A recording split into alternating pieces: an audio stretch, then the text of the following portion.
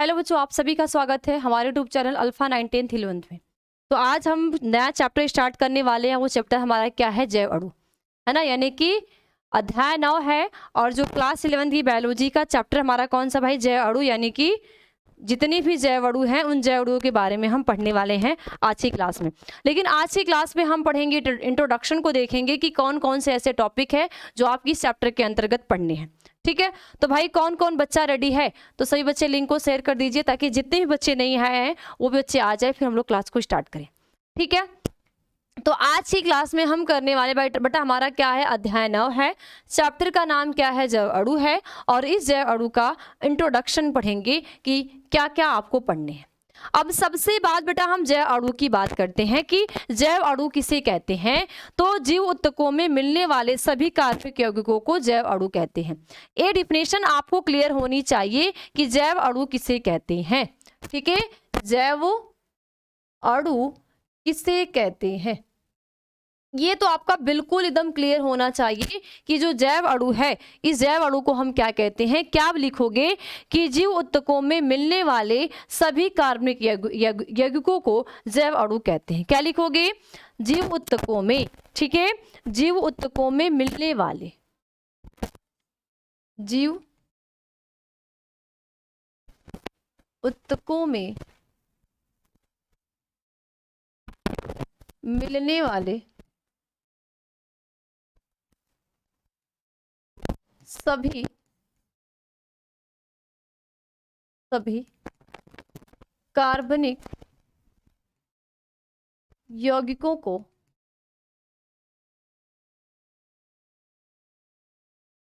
कार्बनिक यौगिकों को जैव अणु कहते हैं। जैव अणु कहते हैं। ठीक है, क्या लिखोगी? सभी जीव ऊतकों में मिलने वाले सभी कार्बनिक यौगिकों को जैव अणु कहते हैं। क्या लिखोगे बच्चा? सभी यानी जीव ऊतकों में मिलने वाले सभी कार्बनिक यौगिकों को जैव अणु कहते हैं। और सभी सजीवों में मूलभूत पदार्थ कार्बन, हाइड्रोजन, ऑक्सीजन ये सभी होते हैं। ठीक है, क्या होंगे भाई? कार्बन, हाइड्रोजन, ऑक्सीजन ये सभी। तो जैव अणु में सभी जीव ऊतकों में या जीव ऊतकों में मिलने वाले सभी कार्बनिक यौगिकों को हम क्या कहते हैं? जैव अणु कहते हैं। क्या बोलेंगे? जैव अणु कहते हैं। ये बच्चा बात समझ में आ गई। अब आपने ये देखना है कि इस चैप्टर के अंतर्गत आपको कौन कौन से ऐसे हेडिंग है या कौन कौन से ऐसे टॉपिक है जो आपको पढ़ना है। ठीक है, अब अगर आप इनमें कई सारे पदार्थों को देखेंगे, जैव अणु की बात करेंगे। ठीक है, आगे देखोगे बेटा इस जैव अणु को, तो क्या लिखा आपने कि जीव ऊतकों में मिलने वाले सभी कार्बनिक यौगिकों को हम क्या कहते हैं? जैव अणु कहते हैं। तो ये जो जैव अणु है, आगे क्या लिखोगे? जैव अणु, जैव अणु। ठीक है, तो ये जो जैव अणु है यानी बायोमोलिक्यूल जो होगा, ये जो जैव अणु होगा, ये कितने प्रकार के होते हैं? 2 प्रकार के। कितने प्रकार के भाई? ये 2 प्रकार के होते हैं। एक होता है सूक्ष्म बृहत अणु, ठीक है, सूक्ष्म जैव अणु और बृहत जैव अणु। देखो, एक क्या पढ़ना है आपको? सूक्ष्म, ठीक है, सूक्ष्म जैव अणु। और दूसरा क्या पढ़ना है? बृहत। ठीक है, दूसरा क्या पढ़ोगे? बृहत जैव अणु। सूक्ष्म का मतलब भाई, सूक्ष्म का मतलब क्या हो जाएगा? सूक्ष्म का मतलब, ठीक है, सूक्ष्म का देखो माइक्रो बायोमोलिक्यूल। ठीक है, माइक्रो बायोमोलिक्यूल्स। अब इसको जैव अणु क्या हम बोलते हैं? जैव अणु को हम बोलते हैं बायोमोली। ठीक है, क्या बोलते हैं? बायोमोलिक्यूल्स। ठीक है, तो ये जो बायोमोलिक्यूल्स है ये 2 टाइप्स का है। एक क्या है? माइक्रो। ठीक है, सूक्ष्म को हम क्या बोलेंगे? Micro biomolecules. ठीक, हिंदी में क्या बोलेंगे? सूक्ष्म जैव अणु। अब इसी तरह बृहत जैव अणु को क्या बोलेंगे? मैक्रो बायोमॉलिक्यूल्स, ठीक है, मॉलिक्यूल्स। समझ में आ गई। सूक्ष्म जैव अणु और बृहद जैव अणु, क्या बोलेंगे भाई, सूक्ष्म जैव अणु और बृहद जैव अणु। तो सूक्ष्म को हमने क्या बोला, माइक्रो बायोमॉलिक्यूल्स बोला, और बृहद अणु को हमने क्या बोला, मैक्रो बायोमॉलिक्यूल्स। अगर अब यहीं पे हम सूक्ष्म और बृहद की बात करते हैं कि आपको सूक्ष्म के अंदर कैसा होगा, तो अगर यही आप डिफिनेशन देखोगे भाई, तो क्या होगा, एक कम अनुभार वाले और सरल संरचनात्मक अणु है ना, ये कम अनुभार वाले हैं, ठीक है। अगर आप देखोगे, अभी आपको मैं कैरेक्टर आगे चल के पढ़ाऊंगी, अगर भार की बात करेंगे भाई, तो ये कम अनुभार वाले होंगे, है ना, ये क्या होंगे, ये जो माइक्रो बायोमॉलिक्यूल्स होंगे, ये कम अनुभार वाले होंगे, कम अनुभार वाले होते हैं, और कम अनुभार होने के साथ साथ ये सरल संरचना वाले होते हैं, सरल संरचनात्मक, ठीक है। इनकी जो संरचना होगी वो कैसी होती है, सरल होती है ना, इनमें सिंपल स्ट्रक्चर होते हैं। अब अगर यहीं पे हम किसकी बात करें, यहाँ पे माइक्रो की बात करेंगे, तो ये कम, ठीक है, ये अधिक अनुभार वाले, ठीक है, ये क्या होते हैं, अधिक अनुभार वाले होते हैं, यानी कि इनका जो भार हो जाएगा वो क्या हो जाएगा, अधिक होगा, और अधिक अनुभार होने के साथ साथ ये जटिल संरचना वाले होते हैं। ये क्या होंगे, जटिल संरचना, यानी जटिल संरचना का मतलब ये कॉम्प्लेक्स स्ट्रक्चर वाले होंगे। तो जैव अणु यानी जीव ऊतकों में मिलने वाले सभी कार्बनिक यौगिकों को हम जैव अणु कहते हैं। और ये जो जैव अणु है ये दो प्रकार के होते हैं। जैव अणु को हम बायोमॉलिक्यूल्स, तो बायोमॉलिक्यूल्स दो प्रकार के होते हैं, माइक्रो बायोमॉलिक्यूल्स और मैक्रो बायोमॉलिक्यूल्स। माइक्रो का मतलब होता है सूक्ष्म जैव अणु, मैक्रो का मतलब होता है बृहद जैव अणु।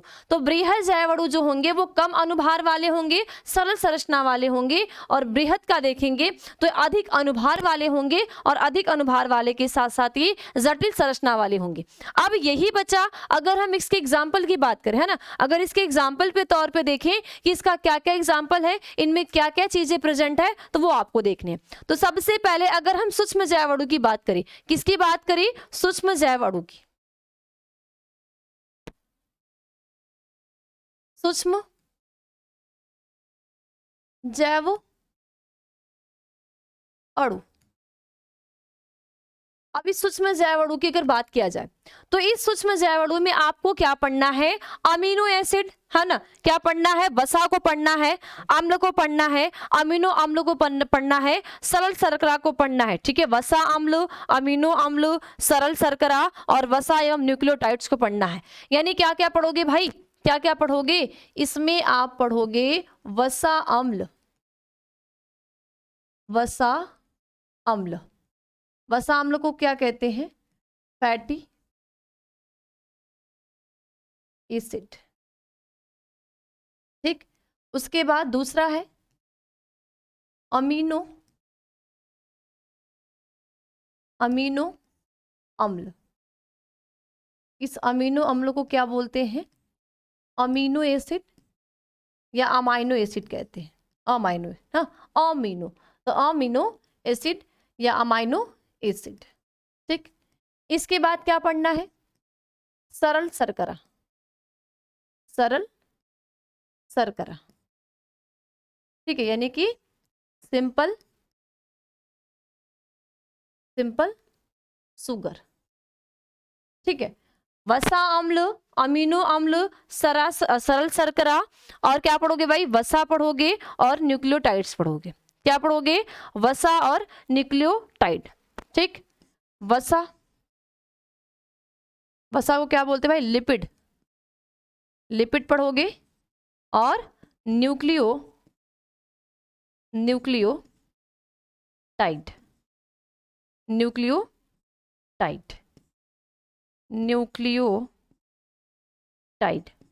ये आप सारी जो संरचना होंगे, ये सभी जो स्ट्रक्चर आपको पढ़ना है, किसके अंदर, सूक्ष्म जैव अणु के अंतर्गत।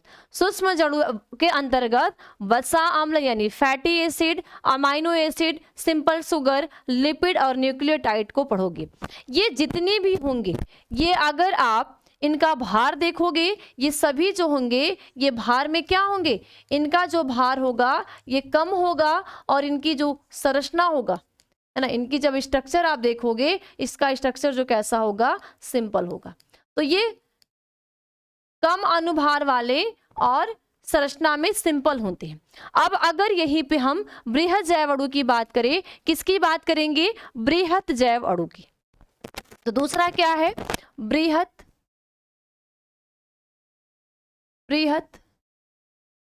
जैव अणु। बृहद जैव अणु क्या बोलते हैं भाई, माइक्रो बायो मॉलिक्यूल्स,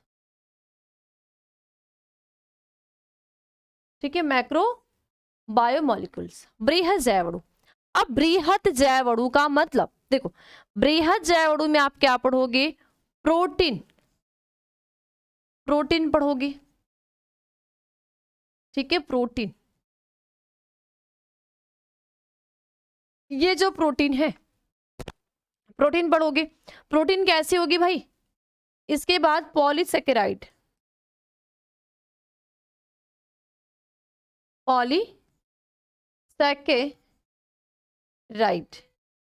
क्या पढ़ना है, पॉलीसेकेराइड पढ़ना है। क्या पढ़ोगे भाई, प्रोटीन पढ़ोगे। प्रोटीन के बाद क्या पढ़ना है, पॉलीसेकेराइड पढ़ना है। पॉलीसेकेराइड के बाद न्यूक्लिक अम्ल पढ़ना है, ठीक है, पॉलीसेकेराइड,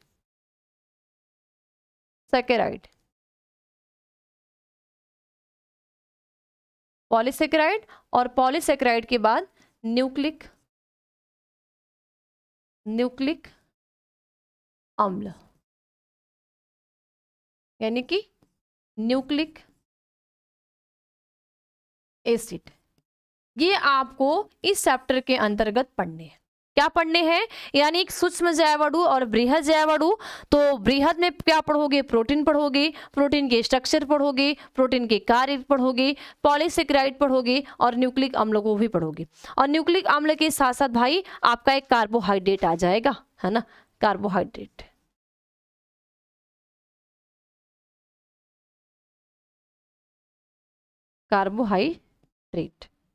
तो ये कार्बोहाइड्रेट को भी पढ़ना है कि कार्बोहाइड्रेट क्या है, कार्बोहाइड्रेट्स के कार्य क्या क्या होते हैं, ठीक है, कि कार्बोहाइड्रेट्स क्या है और कार्बोहाइड्रेट्स के क्या क्या फंक्शन है। समझ गए बात। अब इतना पढ़ने के बाद, है ना, इतना पढ़ने के बाद आगे चल के आप क्या पढ़ोगे, आगे आप पढ़ोगे, ठीक है। अब अगर यहीं पे मैं बताऊं तो आप पहले पढ़ोगे ये जो प्रोटीन है ना, इन सभी का क्या पढ़ना है। जैसे आपने कार्बोहाइड्रेट देखा, तो कार्बोहाइड्रेट का क्या पढ़ना है, क्लासिफिकेशन,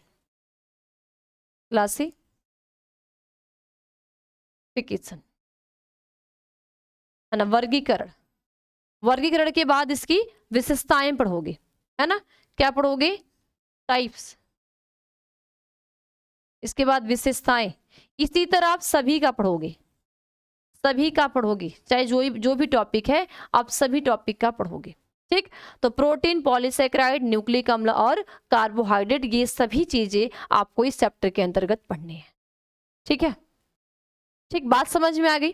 अब अगर यहाँ पे बेटा हम न्यूक्लिक अम्ल की बात करें, इसकी न्यूक्लिक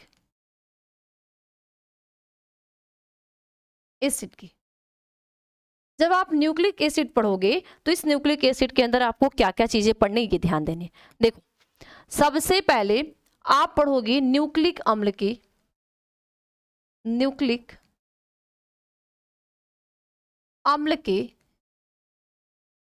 घटक को, न्यूक्लिक अम्ल के घटक को पढ़ोगे कि न्यूक्लिक अम्ल के घटक क्या क्या है, ये किन किन चीजों से मिलकर बना है। इसके बाद चारगाफ नियम, ये चारगाफ भाई जो नियम है आपके बोर्ड एग्जाम के लिए बहुत ही इंपॉर्टेंट है। चारगाफ नियम हो गया। चारगाफ नियम के बाद डीएनए की संरचना,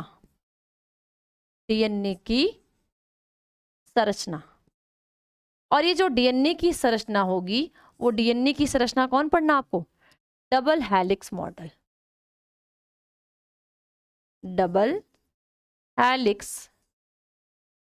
मॉडल को पढ़ना है।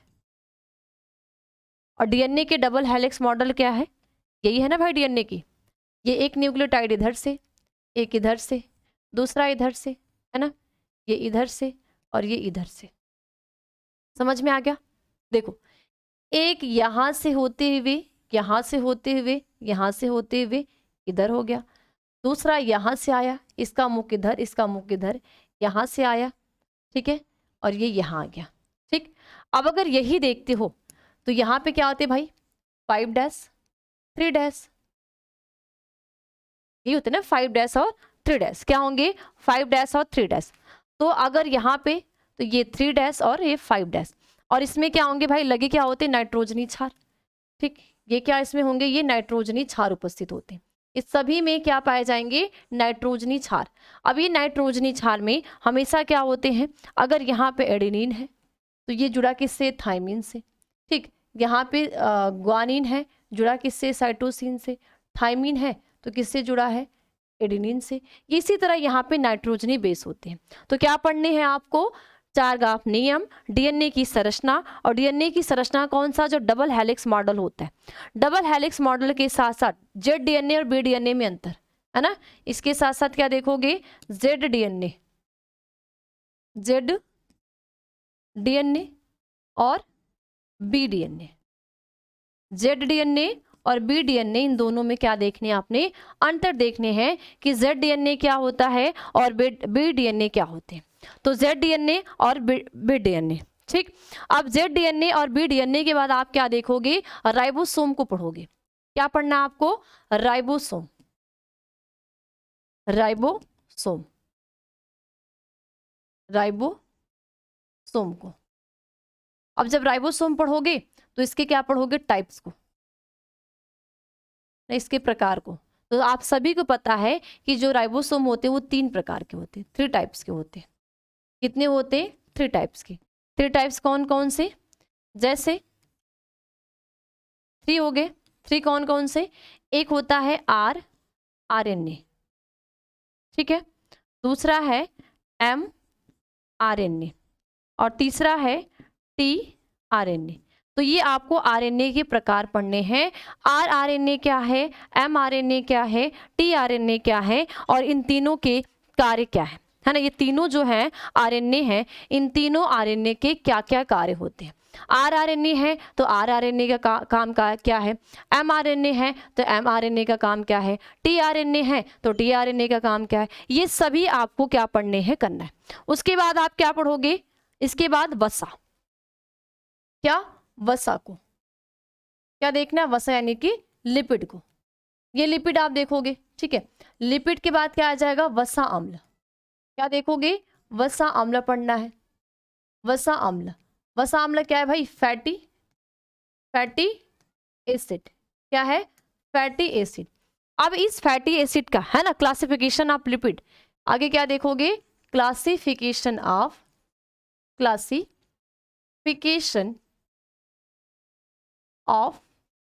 लिपिड, है ना, क्लासिफिकेशन ऑफ लिपिड यानी कि वसा का वर्गीकरण।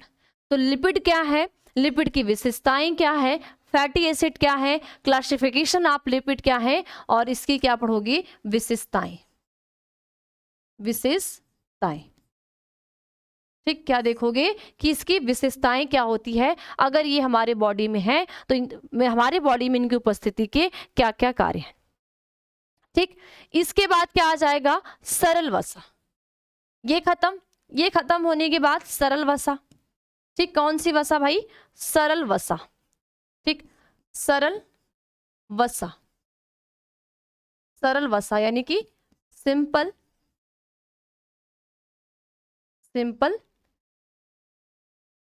लिपिड, ठीक। उसके बाद यौगिक, ठीक है, यौगिक वसा यानी कि कंपाउंड लिपिड, ठीक, कंपाउंड लिपिड, ठीक है, यौगिक वसा हो गया। इसके बाद आप पढ़ोगे एडिनोसिन ट्राइफॉस्फेट यानी कि किसके बारे में, एटीपी के बारे में, एटीपी यानी एडिनोसिन ट्राइफॉस्फेट यानी एटीपी के भी बारे में आपने पढ़ने हैं। तो ये सारे आपको बहुत सारे क्लासिफिकेशन को पढ़ने हैं इस चैप्टर के अंतर्गत। और इसके बाद एटीपी के कार्य हो गए, है ना। क्या पढ़ोगे, function of ATP, function of ATP. और फंक्शन ऑफ एटीपी के बाद क्या देखोगे, लास्ट में आपकी जो टॉपिक आएगी वो आएगी एंजाइम। क्या आ जाएगी भाई, एंजाइम। ये जो एंजाइम है, ये एंजाइम क्या है, और क्लासिफिकेशन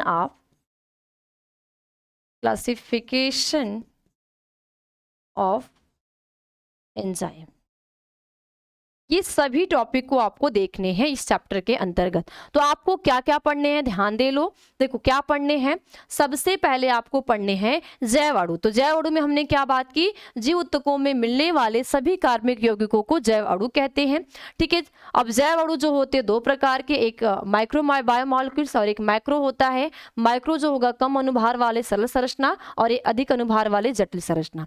इसके अंदर जैव सूक्ष्म जैव अणु के अंदर वसा, अमीनो अम्ल, सरल शर्करा और वसा और न्यूक्लियोटाइड को पढ़ना है।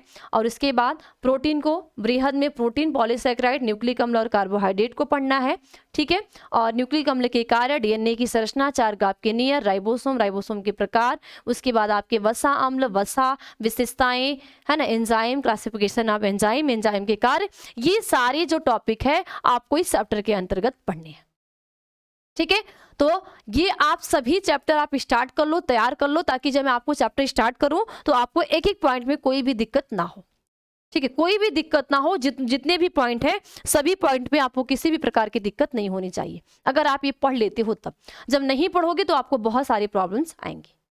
ठीक है, तो ये जितने भी टॉपिक हैं, और ये आपका जो चैप्टर है, ये चैप्टर बहुत ज़्यादा लॉन्ग नहीं है, लेकिन आपके बोर्ड एग्जाम में से क्वेश्चन आते हैं। तो ये आप सभी बच्चों का कर्तव्य है कि आप इसको पढ़ोगे, और पढ़ोगे नहीं, ईमानदारी से पढ़ोगे, और इसके साथ साथ इसके पीछे की जितनी भी क्लासेस हो चुकी हैं सभी क्लासेस को आप पढ़ोगे। ठीक, बात समझ में आ गई? तो बस आज की क्लास में इतना ही, मिलते हैं अगली क्लास में, और अगली क्लास में होगी ऐसे एक नए टॉपिक के साथ। तब तक आप सभी बच्चों का, यानी कि इसके आगे यानी जैव अणु को हम पढ़ेंगे, प्रकार पढ़ेंगे। तो मिलते हैं अगली क्लास में, सभी बच्चों को बाय बाय, टेक केयर।